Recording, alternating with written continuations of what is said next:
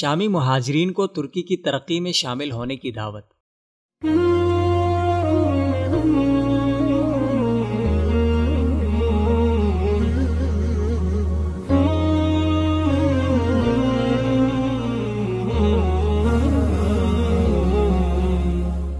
ترکی کے صدر Tayyip Erdogan کی اہلیہ امینا اردگان نے اپنے ملک میں قیام پذیر شامی مہاجرین کو ترکی کی ترقی میں ان کے ساتھ مل کر ہاتھ بٹانے کی دعوت دی ہے۔ یہ دعوت انہوں نے شامی مہاجرین کے لیے ترکی میں قائم صدارتی رہائشی کمپلیکس کے دورے کے موقع پر دی۔ انہوں نے شامی خواتین سے خصوصی ملاقات میں اس خواہش کا اظہار کیا کہ وہ چاہتی ہیں کہ شامی مہاجرین ترکی کو ہی اپنا دیش سمجھ کر ہمارے ساتھ اولین درجے کے شہری کے مصداق مل جل کر رہیں اور ترکی کی ترقی میں ترک عوام کا ہاتھ بٹائیں۔ ملک میں خانہ جنگی کی بنا پر اپنے گھر بار اور وطن کو ترک کرنے پر مجبور ہونے والی شامی خواتین کے جلد از جلد اپنے گھروں کو لوٹنے کے متمنی ہونے کو اچھی طرح سمجھنے کا ذکر کرنے والی امینا اردگان کا کہنا تھا کہ مجھے یقین ہے کہ وہ دن ضرور آئیں گے جب آپ اپنے گھروں کو لوٹیں گے۔ مختلف پیشوں سے تعلق رکھنے والی مہمان شامی خواتین کو بیگم امینا اردگان نے ترکی کی پناہ گزینوں کے حوالے سے سرگرمیوں کی یاد دہانی کراتے ہوئے کہا کہ 28 لاکھ شامی مہمانوں میں سے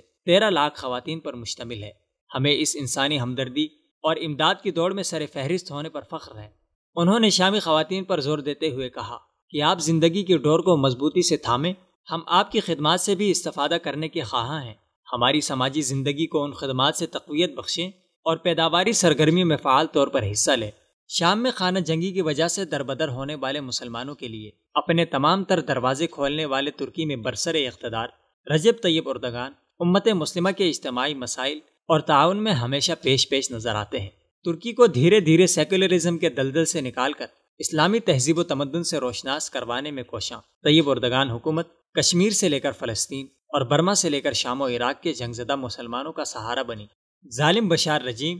ایران اور روس کے بدترین مظالم کی وجہ سے حلب کا سقوط ہونے کے بعد عین موقع پر طیب اردگان ہی تھے جس نے سب سے پہلے 80,000 سے زائد افراد کے لیے ہنگامی بنیادوں پر رہائشی کیمپوں اور اشیاء خوردونوش کا انتظام کیا اور ترکی میں موجود ان تمام مظلوم اور مہاجر مسلمانوں کو ترک شہریت دینے کی پیشکش کی جو اپنے گھر بار اور وطن کو چھوڑ چھاڑ کر ترکی میں پناہ لے رہے ہیں۔ ترکی میں قیام پذیر شامی مہاجرین ترکی کو اپنا دوسرا گھر سمجھتے ہیں اور طیب اردگان اور ان کی حکومت کی بدولت جنگ زدہ علاقوں سے آئے ہوئے لٹے پٹے لوگ اب سکھ کا سانس لے رہے ہیں۔ ان مہاجرین کی یہ خواہش ہے کہ وہ جلد ہی اپنے مقام کو لوٹ جائیں کہ مٹی کی محبت ان کے دلوں میں رچی بسی ہے۔ اسی سلسلے میں ترک حکومت نے انہیں یقین دہانی کروائی ہے کہ ان کو اپنے گھروں کو لوٹانے کے لیے کوششیں جلد از جلد شروع کی جائیں گی۔